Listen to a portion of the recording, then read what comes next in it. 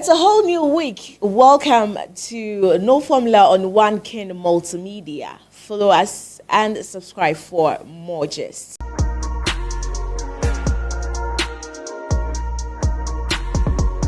Well, my name is SHANCY, and then yes, in all your doings, make sure you don't get yourself into trouble. But Charlie, trouble, problems, issues, they are inevitable. It is something that we can take out of, our daily lives. It is something that is going to happen, whether we like it or not. But if you ask where I won't say, yay, say nimpanya, no, you can't say yagro. Well, let's talk about this whole issue that has got Ghanaians, talking and everything. So it has to do with the marriage of Apostle Solomon Oduro and then Reverend Charlotte Oduro. Now, there's been the dissolution of marriage between these two, couple, and it has got Ghanaians talking a lot. If you know Reverend Charlotte Oduro, you know that this woman is a counselor. She appears on a lot of shows, a lot of radio stations, television stations, and she talks about marriage, relationships and all that. And so people know her to be someone who has a perfect marriage. And then now, this news is hitting us that they are divorced or they are divorcing, whatever it is. There's going to be a divorce. Charlie, well, let me read the whole thing to you so that you get to know. If you don't know about it, you know what it really entails. So, official announcements on the dissolution of marriage between Apostle Solomon Oduro and Reverend Charlotte Oduro. It is with a deep sense of responsibility and solemn reflection that Apostle Solomon Oduro officially announces the dissolution of his marriage to Reverend Charlotte Oduro. This decision has been reached after much prayer, discussion, and careful consideration. The couple has been separated for the past 3 years. Wow. And after further reflection and guidance, they officially dissolved their marriage traditionally last year. Despite multiple efforts at settlement, irreconcilable differences have necessitated this move. As a man of God, a public figure, and a role model to many, Apostle Solomon Oduro considers his duty his duty to officially communicate this development to the public to prevent misinformation, speculation, or undue controversy. He humbly requests that this sensitive transition be met with understanding. At this juncture, Apostle Solomon Oduro earnestly calls upon his loved ones, well-wishers, and the body of Christ to uphold both himself and Reverend Charlotte Oduro in prayers. He remains steadfast in his commitment to his divine calling, the propagation of the gospel of Jesus Christ, and seeks the grace and support of all as he and his former wife navigate this transition. Apostle Solomon Oduro deeply appreciates the continued Godwill, love, and prayers of all who have stood by him in his journey of faith. May the peace of God, which surpasses all understanding, guide all hearts and minds during this season of transition. Thank you. Issued by the Office of Apostle Solomon Oduro. So if you've not, come across this is the official announcement of the dissolution of marriage between Apostle Solomon Oduro and then his former wife, Reverend Charlotte Oduro. Now, talking about this, from where I sit and my opinion about this, I feel like the public announcement is needless. I mean, you never made any public announcements when you guys got married. You never made any public announcement when you guys, made love. When you guys went through, series of separation and all that. Because some interviews of Reverend, Charlotte Oduro, they've been in series of separation. because of misunderstanding, especially on the side of the woman. So you've never made any public announcements concerning these things. Why are you making a public announcement after you guys divorced? What is the essence of it? Where do you want to, or what do you want to achieve? Where do you want to go with this? I sit here and then I feel so disappointed in the man of God doing this. I mean, it brings the whole thing to, public attacks and whatever. Because, if you guys had, keep this thing a secret, if you, the man, because I've not heard the woman saying anything about this, you guys have been separated for the past 3 years now, and nobody knew about it. It has, done a lot of good.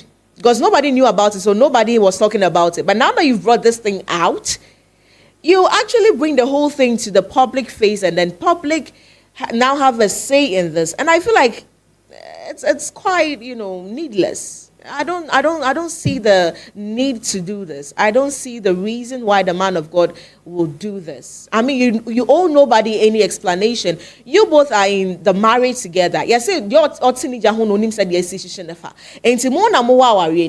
whatever that happened, whatever the issue may be, you guys know what you've been through, and you know that, okay, this is a mutual thing we've done, and is the best for the both of us. So nobody needs to know about it. Nobody is entitled to know about it. So this is a needless thing. On my side, I feel like you shouldn't have done this. Seriously. You've brought the whole thing to the public face, and then the masses are saying what they want to say about it, without knowing what's really, it transpired between you guys before reaching this agreement, or before getting to this point. And it's quite sad. And now, because the woman is a counselor and has been saying a lot of things about marriages, relationships, counseling people, telling people how to do things, telling people the right way to go about things when they are in a relationship or in marriages. Now, the woman has been under, or is under, so many attacks because, you are there telling us how to, go about our relationship, but you can't even sustain your marriage. You understand? Now, the woman is under so many attacks. Because who counsels the counselor? Now the counselor is in a deep, situation. And then now who is going to counsel her?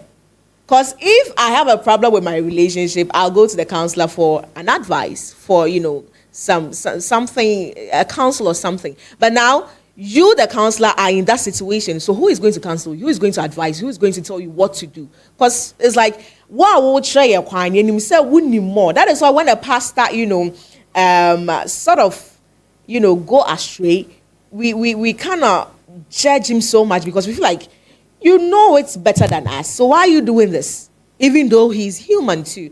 But then this whole thing has brought this lady to a lot of attacks,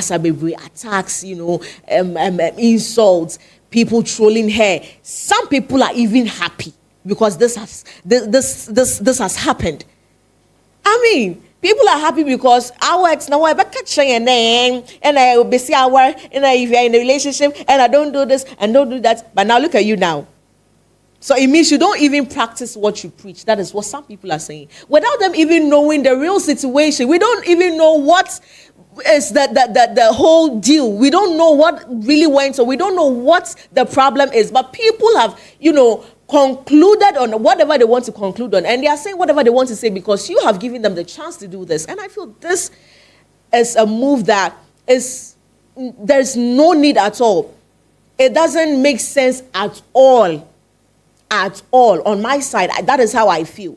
But then whoever is judging the woman, Reverend Charlotte, whoever is judging that woman, I want you to understand that there are certain situations, if you've not been in it, you will not know how to navigate your way through it. Listen, you might be a counselor.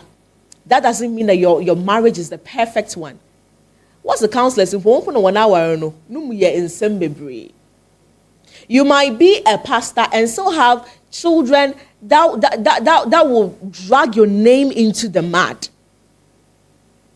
It is a lot. There are situations where if you are not or you've not experienced it, you might sit somewhere and say certain things your own way.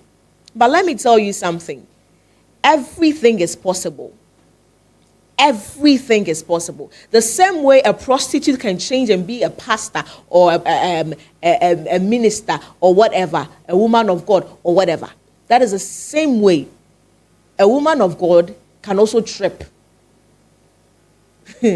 So don't sit wherever you sit and feel like, oh, because you are this, everything has to be smooth for you. Because you are that, everything has to be smooth for you. People are even saying that the woman is not submissive. The woman is that. They are taking old videos of the woman talking of how she was insubmissive at the beginning, you understand, and then they are basing on that particular interview to judge whatever is happening now. That is so senseless. She was talking about how she was insubmissive. That was then.